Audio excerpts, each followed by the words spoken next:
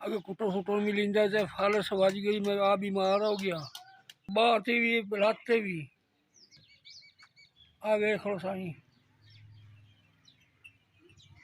सारी कोई इमदाद करो। घर की मजदूरी करींदे सरकार रीडींदा, हूँ तो आपका रीडे नहीं वजदा जी।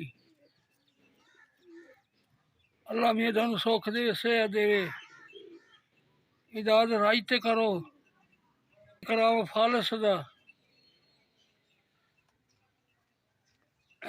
भी। अल्लाह थानू सुख देवे, सेहत देवे। दवाई उन्हें फालस वज गई है, बाह काम नहीं देंदी, लत्त ही काम नहीं देंदी थोड़ी जी। 4000 रुपये जी मिल चुका है। थानू सुख देवे, सेहत देवे, अल्लाह थोड़े बच्चे देवे भाई, सबिया कबूल करे। अल्लाह थोड़े बच्चे सुख सेहत देवे। सवील जी 4000 रुपये थोड़ा उन्हें पहुँचा दिता जी। सुख देवे, अल्लाह सेहत देवे, अल्लाह थोड़े बच्चे सुख देवे, सेहत देवे।